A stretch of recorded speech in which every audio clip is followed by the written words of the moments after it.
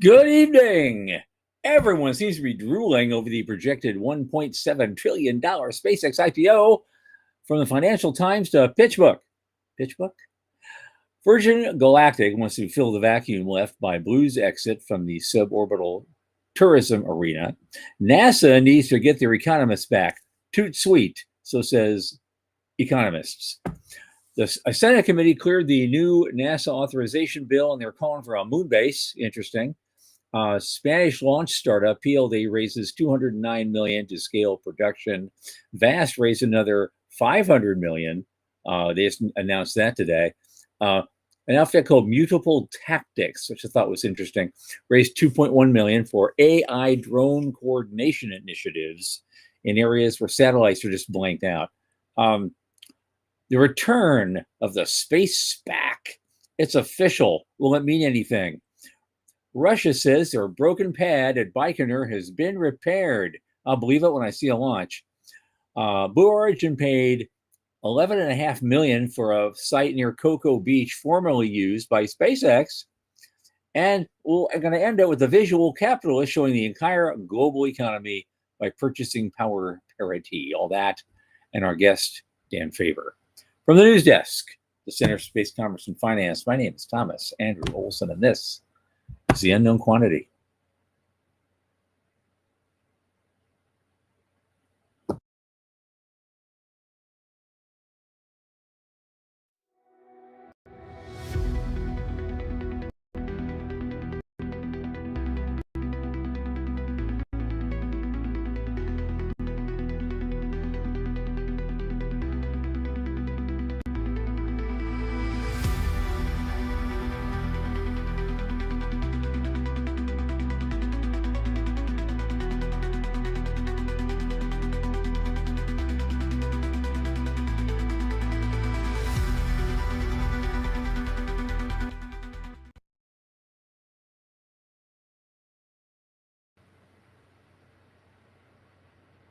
And of course, as you know, this program is brought to you by the Center for Space Commerce and Finance. And who are we and what do we do? Well, you know this, but I'm going to tell you anyway. We champion and strengthen emerging space startups and space adjacent enterprises worldwide. Our pitch events are world-class boot camps, fortify startups to be better investor ready. Now, a lot of our work, especially this podcast, is supported by our listeners and fans like you. So remember, the center is a 501c3 nonprofit. It's totally tax deductible for Americans. And so just go to our website, cscf.space/support, click that donate button, and drop something in the tip jar. In addition, if you like this show, you support this show, tell your friends, all of you. Bring one friend back with you. We want to hear from you. Thanks so much. Now, my oldest space friend, Michael Lane, just unfinished unpacking his new Merkaba. Michael, come on in. Hey, how's things? Hey, things are okay. I lost all our house guests for a while, so a little peacefulness has settled in. Sure, it's been a good time, but there's some work I've missed out on too. So who is that? Your cat? I keep seeing a gray cat going back and forth in the background. It's a neighbor's cat, but we also feed it. So it doesn't come into the house, but we always put out a snack for it. There's two of them. Trust me, he's got 3 other houses he's visiting as well. He's got he's doing fine. Right? Yeah, he's doing fine. He just goes from place to place. He has a very plaintive meow that's very cultivated. And the raccoons show up also. There you go. And because there's plenty of game, there's the largest coyote I've ever seen sat right there and came through that same game trail. So yeah, and I live on. There's a big road that's maybe 200 feet that way. I mean, I live in the main area. I just happen to have a lot of trees around me. Yeah. And we share it with critters. Yeah, yep. That's what we do. We got a couple of those that occasionally stray by, and we give them a little something. You get alligators, right? Well, not in my neighborhood. Not in your neighborhood. And we overlook a big pond, and there's no alligator in that pond because now there are alligators way down a couple miles down the road on the St. Johns River. Now, but there's no way an alligator could physically get to our property. It's just too far to walk. They're not going to do it. Too far to walk. Then you have to find the entrance and come in, and then go through people's yards to find push the gate code. Do they have to push gate code to get in? Yeah. No gate codes. Right, I wish there were some days, but hey, that's the way that is. What's up with you? What's going on? It's quiet here. I've been just heads down, focused on getting some reports written and some documents put together. And next week's a big week, so maybe I'll have some news to share next week. But good. Good. Oh, we're having a big week next week. We're going to talk about that at the end, especially a week from today. It's going to be a very, very interesting time, and that's because of our first two stories of the day. Got something from the Financial Times that referred to SpaceX as the final frontier of IPOs. And I mean, this is what's happening. I'm not going to call it tulip mania yet, but you know what? It's just like everyone's jumping on. Now I've heard Citigroup is now going to be one of the big banks involved in this. Okay. That just came over the transom today. I hadn't seen that. Okay, yeah. Good. It was just a quick blurb somewhere, some of that. I was like, okay, I'll see that. So there's what do we got here? This thing has already jumped $250 billion because it was only 3 weeks ago that it was a $1.5 trillion value. And how did it jump from 1.5 to 1.75? One tweet from Musk, and somebody said something about, well, maybe what if it was higher? And one tweet later, it jumped $250 billion. Yep. Yeah. So Tulip Mania, I can see it. Yeah. It's amazing to watch. I went to an investor call that Mach 33 put on this morning, and they do analysis. That's their whole job. They do analysis for the VC community, and they were talking about the moon pivot and why they thought it was a pretty good idea. And, that's why we do the moon. That's why a lot of people are doing the moon. But yeah, pretty wild. Well, here's the thing. I mean, they're saying in the article, the fundamental challenge is reconciling the company's financial performance with the sticker price. The last year, SpaceX generated $8 billion in EBITDA on $16 billion in revenue, which is not bad for a company like that. Right. Yeah. That's firing hardware, but then now they've docked with XAI, and XAI was valued at $250 billion despite revenues of only $210 million and a cash burn of $9.5 billion for the first 9 months of last year. So, I don't know where you go with that, but it seems to be everybody's jumping up and down, like they just can't wait. The media have been guided to expect 2026 revenues of 22 to 24 billion. And but given the mid-year timing, investors will be pointed to 2027 projections, presumably with even punchier year-over-year growth. Let's just say it's $25 billion. Let's just give them the benefit of the doubt here. Yeah. Is $25 billion in revenue, does that justify $1.75 trillion valuation? I mean, I like SpaceX. I do as a company. Maybe I don't like the guy so much, but I like the company. I like the people. Everybody I know there is pretty remarkable. But I'm saying, I said a week or so ago when we did our tinfoil hat night, right? My theory was that not only is Musk going to get that, he's going to leverage it into his Moon City thing, and he's going to leverage that to make about another $3.5 trillion, which he's then going to spend half of to get everybody to Mars. Right. and build Battlestar Galactica and send 10,000 people at once. Here Yeah. you go. Now I got Yeah. two for the price of one, and Yep. in half the time. Works for me. It does. It does work for me. It does, like, legit. It's like, wow, that plan could work. Yeah. But then you skip over to other people. I don't know how big of players they are. I mean, I get stuff from them all the time. They're called PitchBook. Oh yeah, PitchBook. Yep. And I'm hooked up with them, and I get a lot of stuff from them. I don't know what their track record is as a hardcore analyst. That's usually not the material I get from them, but they're insisting that valuation is justifiable. PitchBook's a local Seattle group, and Yeah. I would vouch for them. They track. I don't know, make up a number, tens of thousands of transactions a year. They've got information. They've got intel on practically every space company that's raised money, and it's interesting insight. So I would give them the benefit of the doubt on that. Okay. All yeah. right. Yeah, I would. What did they say?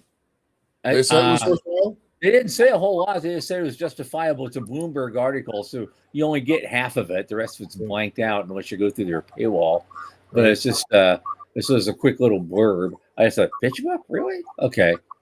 And again, on that same topic, I wish it was happening tonight, but it's going to happen next week. We're going to have someone come in who has a slightly different point of view and has written a very interesting paper about this topic, and we're going to hear from that on a week from tonight. So we'll be advertising that heavily over the next 7 days, because I think we're going to get some interested folks to hear what this guy has to say. We'll be talking about that more at the end of the night. Okay. Next up, interestingly, we were talking a couple of weeks ago when Blue decided they weren't going to do New Shepard flights for a while. They're putting that on hold so they could build their moon lander. And we're thinking, well, who's going to pick up the slack? And we found this Chinese startup that wants to do it. Right. Yeah. They wanted to pick up the slack, and we were kind of going on about that. Well, are they going to just lose the market share forever if they stay shut down more than 2 years? Are they going to lose it to that? Yeah. Well, guess what? I guess Virgin Galactic sees an opportunity. Right. I love that. And they want to come in and do something. The timing cannot be better for them. They've had some problems of their own, and they've been moving people around. So if they can pull something off, that would be interesting. It keeps that market here in the States. I think it should be, really. And just being a pro-America guy, I want to see that. I do want to see it. Tom, you and I were there on the tarmac when SpaceX won. Sorry, no, what am I just saying? When Virgin Galactic won the X Prize. It wasn't even Virgin Galactic then. What am I saying here? Yeah, yeah. Burt Rutan. Sorry. Rutan. Right. Guy. Yeah. I'm like, I'm thinking about that classic image with Branson on the tarmac, and I couldn't actually think of the name. Right, I know. But Virgin Galactic was like literally founded that day. I think, exactly. On the heels of getting that check. Yeah. So, but then we all thought a few years later there's going to be a lot of tourist flights, and that just didn't pan out. Well, it would be great if Virgin could swing back around and take on this market miss. I said last week before, that I think Blue is making a dramatic error, and I think it's going to cost them. And so great if Virgin can come in and step into that space. That would be terrific. I don't have the same confidence in Virgin that I do in Blue. Yeah. You know, when Whiteside's left, what has that been now? 5 years, 4 years? Yep. It seems like they've just gone in circles since then. So I'm gonna root on Virgin because, as we just said, we were there the day it was founded. But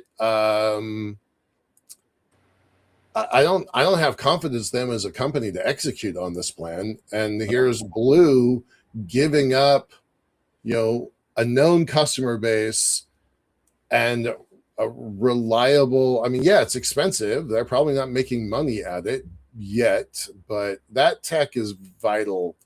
And but if anybody's going to turn it into point-to-point suborbital, maybe it's Virgin. Maybe. Yeah, well, they do have a working vehicle now. Yeah. That's, it's at least nothing's ever safe, but it's safe enough. Yeah. I guess. Yeah. Because they went through a hell of a hard time, in the development process. That's why it took so long. We thought it would be, they won the X Prize, so next year we'll be seeing, flights on version 2. That never happened. We waited a decade for that or more. Right. And they, and the development process killed a couple people. And so it was, hey, these things happen. And if anybody got the had the hard times in their development process, it was them. Right. Dallas reminds us it was scaled composites. Composites. My brain was just like, I know we're having brain I force. named 6 companies. I knew they were all wrong, and thanks for clarifying that. Yes, the legendary Burt Rutan of Scaled Composites. Yeah. Okay. Yep. So we'll see what happens. I mean, they made a big announcement about it. So, all publicity is good publicity for most folks. So we'll see what they can do. I mean, I'll root for them. I'm not expecting as much as I do from Blue, but there's but I like to see him. Oh, go ahead. Sorry. I like to see him come back. I would like to see him come back. I'm going to put up Joe's comment on the screen for a second because I think it's worth taking a moment on. Yeah. Virgin's mistake was holding on to their hybrid motor way longer than they should have. I think that's a industry consensus. I think everybody. Yeah, but I also have to throw in something else. He also made a bigger mistake by not hanging on to Tim Pickens. Yeah.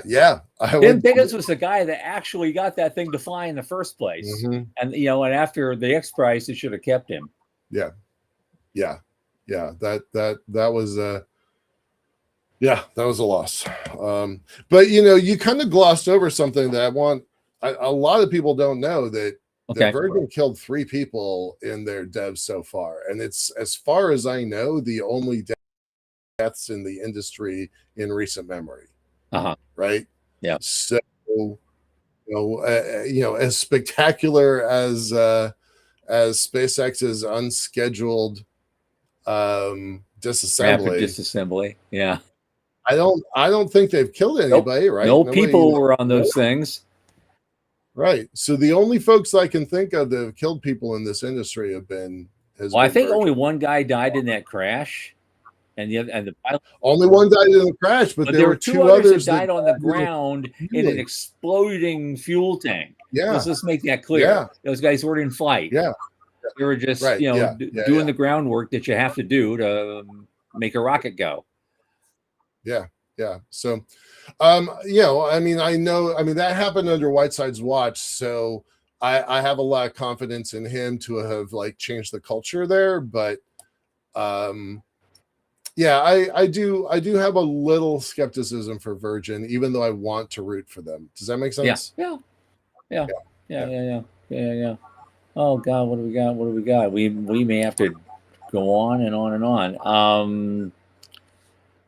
So there's that. Now there's another thing that was on the Hill. It was kind of interesting.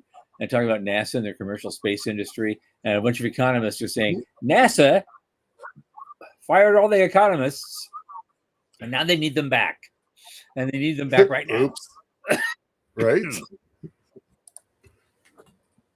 I definitely agree with this. It desperately needs to bring them back. So under the madness that was Doge, a lot of people that were pretty useful got a pink slip. Yep. And one of them was the entire office of the chief economist at NASA on a different program. We never had him on our unknown quantity show, but we had him. We had Dr. Alex McDonald on our show on a prior show, probably 2 years ago, maybe 3 years ago. Super interesting guy, super valuable. Results at the office of the chief economist. And I do find it funny that they're like, oops, maybe we shouldn't have dodged everybody. Well, I worked with him when he was at the portal. I forgot that. Yeah, you know him like directly. Well. Actually, during the glory days, we got those big NASA grants through Ames. Thank you, Gordon. He was running that program. I forgot that. Yeah. Okay. All right. So let's reach out to McDonald. Absolutely. He went on somewhere else. His team started a consultancy, and they're still writing reports for think tanks, but I don't know what happened to him. Do you know where he went, where he landed? Oh, Alex McDonald? Well, I know he retired not too long ago. He retired NASA just not too long ago, like last year or so. Yeah. He retired. I haven't kept up on where he went, if he started his own consulting practice, because that's what those guys usually do. They go through the revolving door, start a consulting practice, and then go back to the place they used to work and charge a bigger fee. Yeah, that's pretty normal. So this gal, this contributor, opinion contributor, Mary Gunther, she's basically saying like, look, this industry is moving really fast. We are trying to go back to the moon. It would be great if we had a plan that gave us like an economic reality for this going back to the moon. So it's an interesting article. I'm going to read one section of it. 2 short paragraphs. China already has its space station in orbit and is actively recruiting other nations to partner. Without an American alternative for nations to use their crewed and scientific space program, the U.S. stands to lose significant global soft power. This is the sort of misstep NASA economists were meant to help avoid. In fact, the former head economist at NASA published an article late last year that used this exact program as a case study to show how NASA should work to create markets for its innovative space capabilities. So, it was kind of cool. Well, of course, but these guys Mary she's the head of the space policy at the Progressive Policy Institute. And of course, their focus is going to be on, government type solutions. So we fired the NASA economists, but why does it have to be economists that takes a government paycheck? I guess the question I would also ask that, she didn't bother to bring up. And that's, and I get it. You're in the swamp, and this is what they do. We need more guys in the swamp doing our swamp stuff instead of somebody else's swamp stuff. Okay. Now, my concern is that you'd think there'd be plenty of economists that are actually tied to our industry somehow already that could be hired as consultants. I don't know if that costs them more money or less money in the long run to do exactly the same work. I know a guy right now. His name's Sam Dinkin. I've known him for years. He'd be a great guy. Bring and see who you can bring in.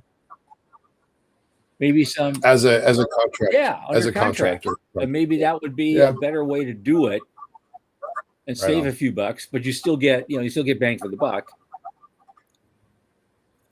Possible. Right. That's fair. Again, as I asked last show, I said, look, is this do we need to unleash Jared Isaacman or is what we currently have what unleashing Jared Isaacman looks like? Speaking of Isaacman, clearly answered to my satisfaction, but no, it hasn't. Well, so there's a reauthorization bill that cleared the Senate. It's not part of our normal news today, but it is actually. I did mention it. Yeah. That's right. Are you covering that one? Okay. Let's just jump straight to that one. It's the next one in, Sean. about the NASA authorization that wants to extend the ISS for 2 extra years. There's other stuff that we're going to talk about the moon base and everything, but that's kind of a big deal, and I do wonder if that is if that's Isaacman like working behind the scenes saying, look, what we don't want a gap in human spaceflight up there. Maybe we need to give these folks a little bit more breathing room. Yep. So yeah. I gotta say, this Space Policy Online article, it has Ted Cruz right next to my senator in Washington State, Maria Cantwell. That is they don't usually agree on very much, right? Those folks are pretty far red and pretty far blue, and I rarely see them agreeing on something. So it is kind of nice. Well, you know what? It's a space. If you can have Americans and Russians sleeping in the same module on the ISS, nothing. Space is purple. Nothing happens. Then I guess they can do that too on this topic.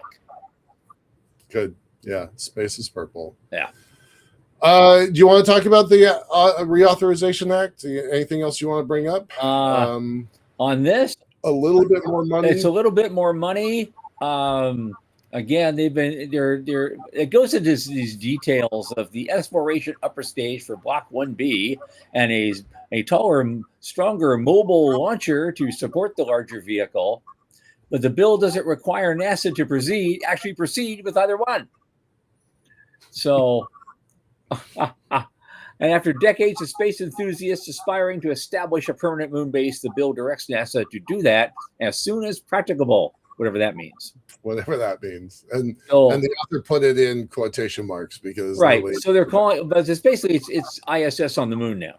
It's a permanently crewed U.S. presence on the moon, capable of long-duration habitation, robotic and industrial operations to advance science, technology, DTT. A project so complicated it can only be done by a government agency, like roads. It's one of those days, man. Everybody just waving the flag of, big tech should mean big government. I don't know. I don't know. Amtrak.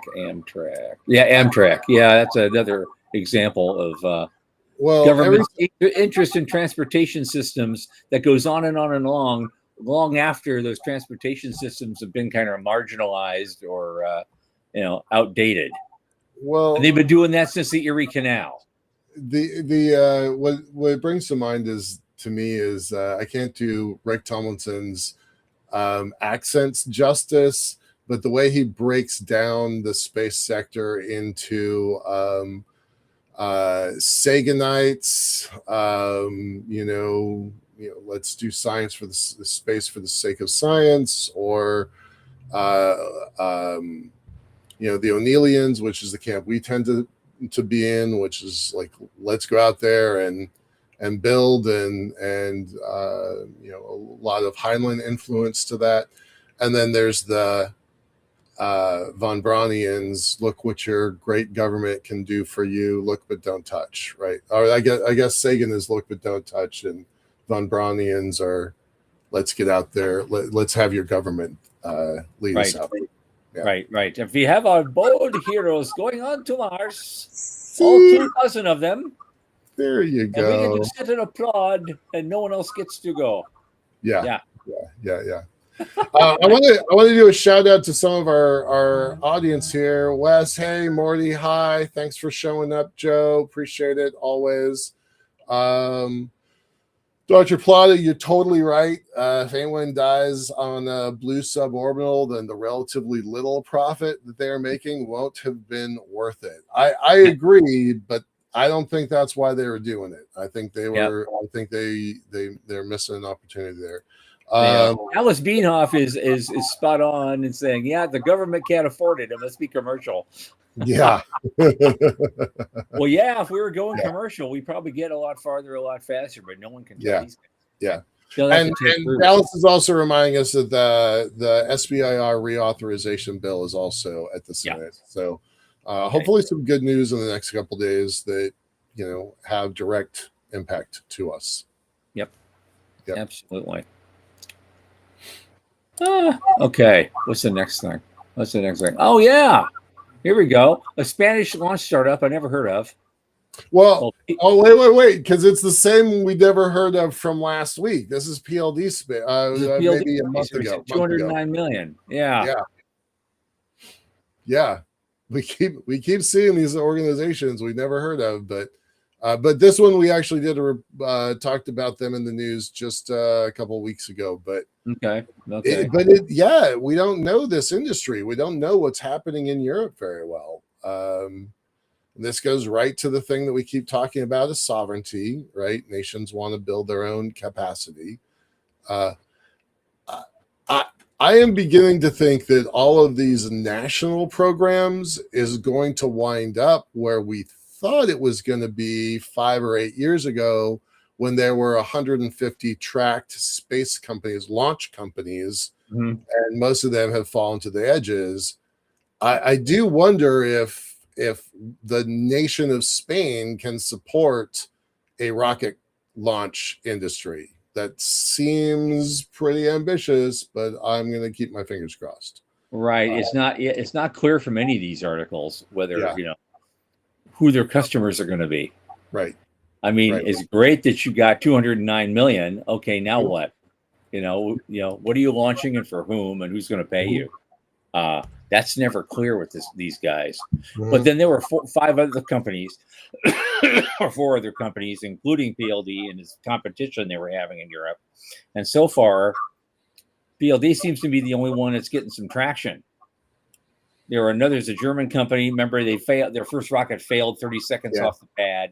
And so they got a ways to go if they want to be truly, independent. Not dependent so much on us for their launch systems and other things. This was something that kind of like I missed this when I read this earlier. I'm just seeing it now. The latest fusion funding infusion was driven by Japanese manufacturer Mitsubishi, which invested $50 million into the company. So that is interesting to me because who was it that launched a rocket that nobody was expecting at the beginning of the year? Was that Honda? It was Honda. Yeah. So is this Mitsubishi saying, okay, Honda, not so fast? Yeah, it could be. Right. I mean, I didn't catch that the first time. So this is really more of a question. I don't have any other information, but yeah, I think that's pretty interesting to me. Meantime, there's another Japanese rocket company. I saw it today. They've been trying to get some stuff going, and they failed on their 3rd launch attempt now. Which one is that? I don't know that one. Because 3 is usually. It was all over the news for like days. I missed that.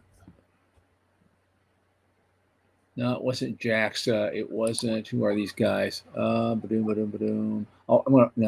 me a second. Oh yeah, it doesn't matter. It matters to me now that I've forgotten what it is. Okay. All right. Well, I actually really like that Europe is running this competition. I'm just going to list off the name of the companies. The 5 companies selected for competition were ISAR Aerospace in Germany, Maya Space, and Ariane Group's subsidiary in France. So that's interesting all by itself that it's Ariane Group that did that. Orbital Express, Orbex. But Orbex has been in trouble, and we just talked about Skyrora trying to buy them, and somebody else trying to buy them, and the UK stepped in and played favorites. And then PLD Space, which is the one we just talked about, and Rocket Factory Augsburg in Germany. So Germany has 2 of them. Okay. I thought that was it was Kairos. It's called Kairos. Kairos. Oh yeah. Okay. All right. All right. And just yesterday showed fragments appearing a little more than a minute after liftoff. So they've had 3 strikes now. Drat. Well, fingers crossed. That's not good for them. Yeah. All right. What's next? What else we got? Well, there's a software company called Mutable Tactics, and they raised 2.1 million for AI drone coordination in what they call satellite denied environments. Military AI software enabling groups of military drones to operate autonomously even when sat navigation and comms are disrupted.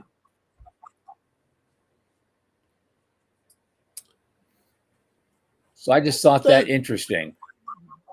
Yeah. Future of warfare, you know?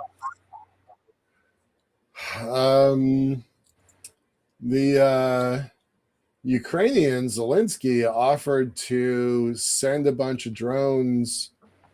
I think it was to Israel this week as an early warning system. They're like, we're kind of good at this. You guys might want to pay attention. Well, you know who else was good at it for a long time? Ready for this? Iran. And here's what happened. Our military actually captured one of those drones intact and took it apart and said, okay, this is because it was very effective. I thought, this is good tech. So what they did was they took that, they made a bunch of improvements on it, and then built a bunch more of them, and are now sending them back at the Iranians. Yeah. Trump and trolling. It's just, it's basically that's trolling is what that is in my book. It's good and it's terrible at the same time. I mean, nobody likes war, but you got shit like that. It's like, okay, that took some cleverness. I would love to read the rest of this article from Space News, but again, paywalls. This return to the space SPAC. Yes. I'm going to read you everything that I've got here, and it leaves a lot of open questions. But former investment banker Raphael Rotigen, which we've had on our show, he's a great guy, had to abandon a space-focused special purpose acquisition company in 2022 as hype around mergers with blank check shell companies turned radioactive. 4 years later, he's back after helping raise more than $200 million to take a space company public. But I don't have any more information from that, so I'm going to go look that one up because I'm super curious about what's happening. Yeah, because we mentioned it the other day, and I thought we should talk about that some more. Because if they're really making a comeback, I want to know who's involved and what's going on and how much money they're putting in. But see, here's the thing with me. I see these articles. I know they're space news and they put a paywall on there, but they don't at first. You click on the thing, you see the whole damn article, and then a few minutes later, it shrinks to this. Right. And it's just annoying as hell. Super frustrating because we set everything up and then we're stopped. Yeah. All right.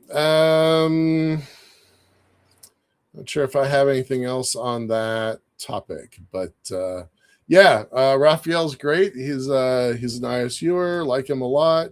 I'd like to see what he's doing, so I'm going to look him up and see if we can get a little bit of follow-up on that. Sean, he'd be a great guest to bring back onto the show, by the way. Yeah, especially if he's starting a space SPAC. Yeah, I want him back. Yeah. Absolutely. Yeah, that'd be good. All right. What else we got? Well, here's the thing. It was interesting because when Russia broke their launch pad at Baikonur, we thought it'd be at least a year before they came back. But today, via Reuters, they're claiming that it's been repaired. Fresh concrete. Yep.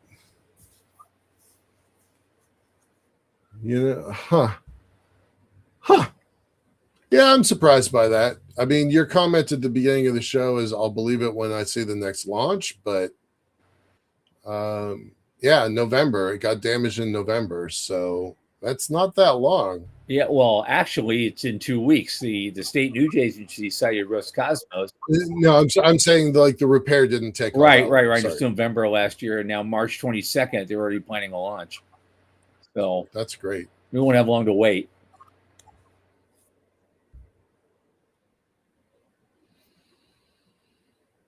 But yeah, that damaged pad was the only one able to handle Soyuz and the Progress vehicle, Yeah. which are crucial for ISS. So yeah, I see. so they did double time.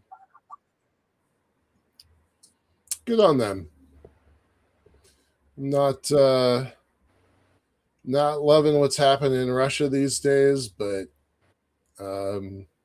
still, this is good work. So credit where it's due. All right, we are winding down on some of our news here. I know it's only been because we were supposed to have a guest, and that guest has not appeared. Our apologies to everyone about that. And we're not. So we got 2 more articles, and then we'll kind of turn it over to our audience for comments and questions and topics and tomfoolery. I think. There we go. Yeah, this nest on Blue Origin apparently purchased 20 acres of heavy industrial land for $11.5 million a couple weeks ago, and so that signals a major production expansion as they move to compete with SpaceX. Mm-hmm. And it's barely 10 miles from KSC, so they just recorded the deed in Brevard County, and the seller is Coxwell Family LLP, a partnership based in Melbourne. It's a pretty big facility when you look at it from their drone's eye view. Oh yeah. But the CEO told Bloomberg the company would move heaven and earth to beat SpaceX to the moon. Let's go. We're all in. So there we go. That space race is a new flavor of space race. I love it. Yeah, I think it's interesting we call it a space race, and it's really between two big companies. Yeah. And not governments anymore, I mean, we keep paying lip services. Yeah, we're going to send Artemis to the moon, and we're going to beat China there. But no, the real race is between two giant mega corporations looking for bragging rights. Right. I'm going to give them a little more credit because I think it's more than bragging rights. But there's bragging rights. Don't misinterpret that. The bragging rights leads to a lot of things. Well, leads more opportunities. SpaceX has a lot to lose now, right? Like if they really push this 1.7 trillion IPO, they have a lot to lose that wasn't at stake 6 months ago. Right. Yeah, so I'm that they have a whole new level of pressure on them. It's going to be a vice that I'm curious to see how that plays out. Yeah, but I'm glad Blue is out there doing what they need to do to tackle this. Well, I'm become a fan of their lander. I got to tell you, because because it's wide and flat, or because it's got wide legs. Well, it got wide legs. It's squat, and it has a stairway that comes down, and you can just walk casually down to the surface. Like almost, I'm in. An old guy like me could go to the moon, and I yell, "Hey, I'm just taking a walk. I'm grabbing onto the handrail and going sliding down there. I'll be fine." Instead, as opposed to the other one where I got to hook up to a harness somewhere and be lowered to the surface. Elevator would be super handy at that point. Yep. There's a guy who likes elevators a lot. Yeah, I do. All right. What do we got here? Last thing. Jump into it. What do you got? Well, I got all sorts of shit I could do beyond the last thing, but okay.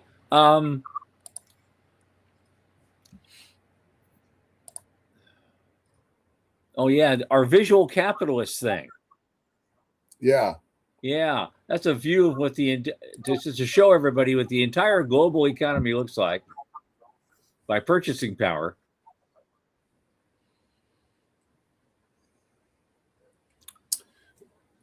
I threw this up because I always like having this reality check of, here we are thinking our $600+ billion economy is such a big deal. And it is. We beat a lot of nations. It's basically the size of Norway. Right. Yeah. Yeah.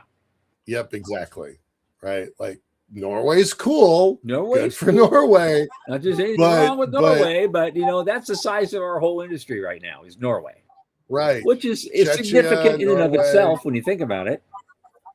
But we're beating Denmark. Yep. So, right, like that's the way to think of it. Yep. Right? Yep.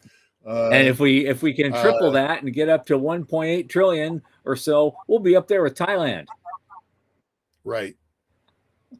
Right. No, the only way you take on the big countries in terms of output like that, you got to build that moon city.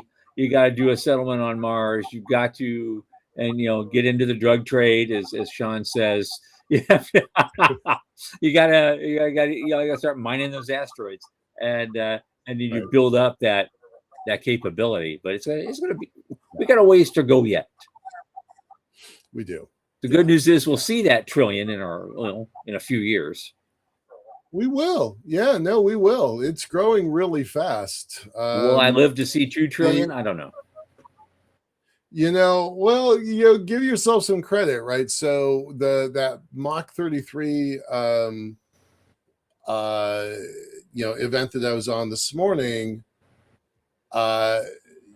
so I'll give you some background. DARPA a couple months ago came up with a plan that says it's called Luna 10, and a bunch of companies that we know and like, Intuitive Machines and Redwire and a bunch of those folks, they came in and they gave some plans, and DARPA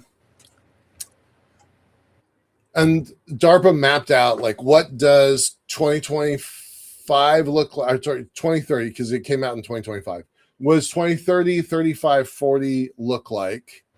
And they gave some numbers and some parameters about what they thought that trajectory was going to look like. And that came out before SpaceX's announcement to pivot to focus exclusively on the moon. And that came out before Blue Origin's cutting a major program so they could refocus energy on the moon. Sure. Right, take those other engineers and focus them on the moon. So even though that report's only a few months old, it's automatically out of date with those two big changes. So this is what the Mark 33 folks were talking about, and then they overlaid. Here's the graph that DARPA was looking at, and then all of a sudden, when you add SpaceX to the mix, they're, according to the Mach 33 people, as professional analysts, they're saying that SpaceX is going to have 25 missions to the moon by 2030, mm-hmm. and that's the equivalent of about 500 tons of cargo going to the moon.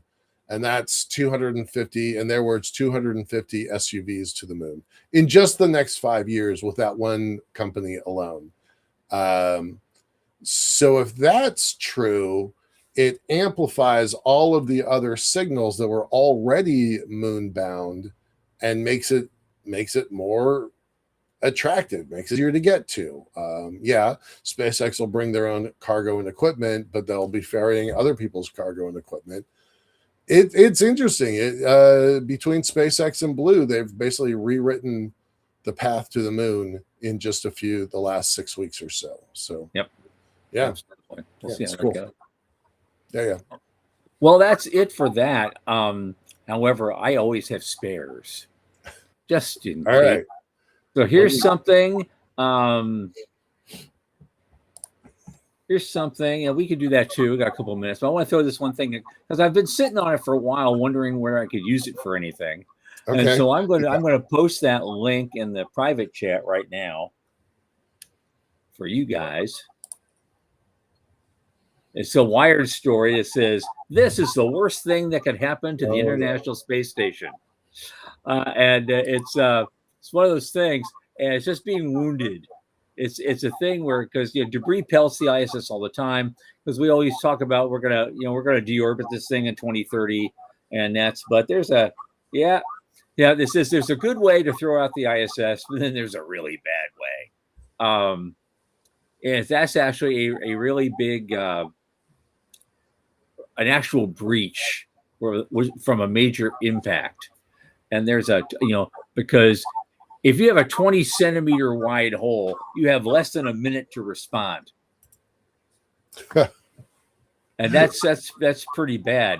And the thing is, they have what they call a pizza box, is a no-fly zone around the ISS. So if a piece of debris is predicted to enter the box, which means at least a 1 in 100,000 chance of collision, they do avoidance maneuvers. They fire thrusters and dodge the trash. It's been used dozens of times.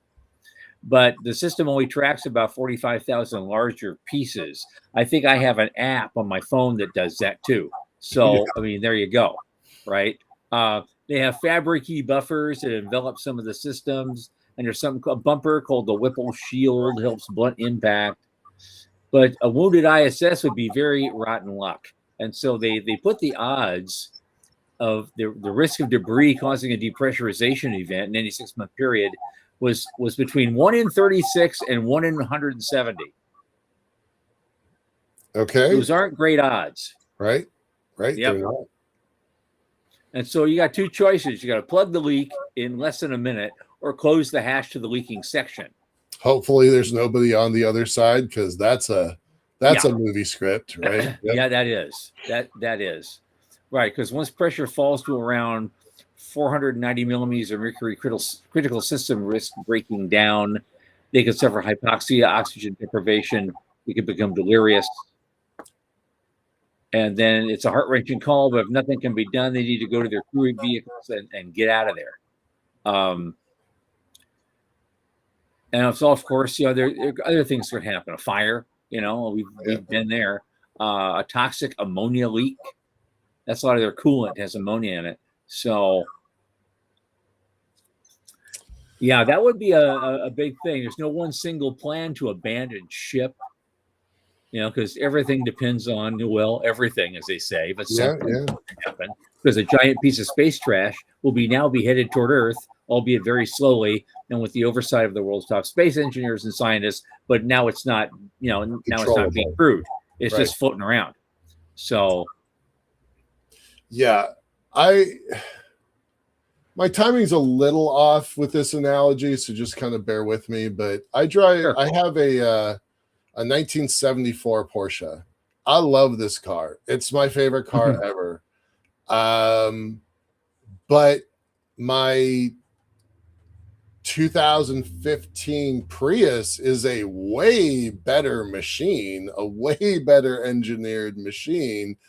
And I use those examples because the ISS was designed in the 80s, and it's kind of like my Porsche, right? Like the plan that made sense 40 years ago doesn't necessarily make sense tonight, right? So, Vast, we don't have the article up, but Vast raised $500 million today to do, commercial space station. We talked about Axiom a week ago with $300 million. There are, depending on how you count it, there's at least 5 very credible, very large space station companies. So those folks have got to replace the ISS. Like, that machine is not a safe machine in the way that my car, my Porsche, is not that great because my maintenance is not that great, right? I haven't driven it in 2 years because I have a crack in the axle. And God knows what kind of stresses and strains the ISS has endured up there. True. But Dallas has an important point. What about B-52s? Those things are still flying 70 years later. Way better maintenance program, and you yes. tell me that a B-52 has not had every part replaced over the time frame. Of course. That. Yeah. It's but not your Porsche hasn't. B-52 that came out of the car. Right. Your Porsche hasn't had everything replaced. And so the only thing I poke, the only hole I'm poking your analogy in that case is because the Porsche is still technically a performance sports car. Right. There is a secondary market for classic, fully restored performance sports cars on this planet. Yeah. And now I can't liken the ISS to a classic performance sports car. I said my analogy was a little stretch. I mean, you're going to show it off. Is there an auto show day in space? I'm going to bring my old ISS out here and put it out there. Look at this. It's shiny. I got it restored. I'm living in it. Just me. I did say that my analogy was a little bit stressed. Joe makes a great comment, though. It should have been designed like the ship of Theseus, where it is little at a time replaced, and it's not the same ship anymore as it was originally. Yep. Yeah, that's true. Yeah, the shuttle was the same way. Yeah. They almost half rebuilt it between each flight. Yeah, starting with all the tiles, and so there's a lot of complexity in that we just wouldn't put in a device like that today if we had one at all. Right.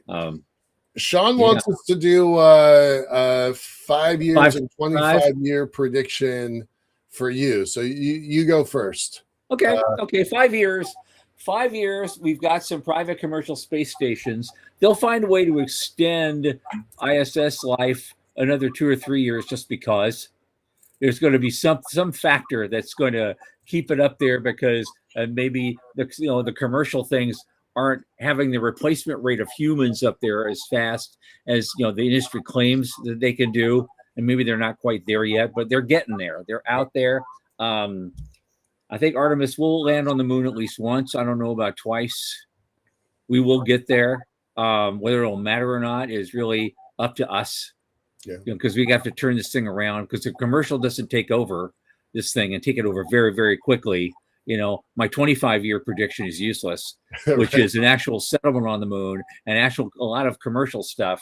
And NASA pushes on to further exploration out into the solar system, and they leave cislunar to the commercial interests at least 90% of the time, much like New York Harbor. Most of the ships that go in and out of New York Harbor are privately owned. They're not naval vessels, but you get a few. So there'll be a naval base out there, probably run by Space Force, but it's not going to be the exclusive domain of government space programs anymore. It will be cislunar space. They'll be on their way in 25 years. So that's what I got to say. I'll totally cheer that on. I'm going to say, because I've got a hammer, so everything looks like a nail. It's you'll have a functioning elevator on coming out of Sinus Medea on the Earth Moon Lagrange 1, and you will be developing an L2 site also. That's in the next 5 years. But pushing outside of my own boundaries, downmass, manufacturing and downmass, that's going to be the next driver of this next wave. I do think that folks like Musk and Philip at StarCloud are going to get their giant constellations of data centers. So I think data centers are going to happen also. It's going to prove pretty damn hard, but I think they're going to get there. So those are my 5 years: down mass and manufacturing, data centers, and more elevator stuff. Okay. Yeah, and I don't care about 25 years. You don't care about 20. I want to still be alive. Right. I want to see it all. Yeah, I know. I want to too. Anyway, so we lost our guest tonight. I don't know what happened to him. I'm sorry about that, everybody. And maybe we'll get him to come on Monday, because we don't have a guest scheduled for Monday. And so maybe we'll salvage this, in a few days. You were going to tease another guest, though? Yeah, I am, because on Thursday we're going to have a serious chat about the ins and outs of the that 1.7 trillion valuation, and somebody we know doesn't have a has a less sanguine view of the whole thing, and he just finished writing a draft of an incredible analysis paper that explains why in just vivid, vicious detail. And we'll be sharing that paper with everyone. We're not hiding it by Thursday. And that guest is Shubber Lee. Nice. And Always. so that's going to be a lot of fun. So it's going to end up out in public. It's going to be, on various outlets, that paper, and on the Space Cynics blog as a revival of that, all the same day. And then we have Shubber on to explain it all. And I hope a lot of people here will come and listen to this and read it and come on in and make their comments, because this is going to be a wild, wild time on Thursday. And so there we go. And until next time, if we don't get a guest Monday, we'll return to our normal hearsay, innuendo, and general tomfoolery, as always, 8 p.m. Eastern. For Michael Lane and Sean Key from the news desk at the Center for Space Commerce and Finance, I remain Thomas Andrew Olson. Keep watching the skies.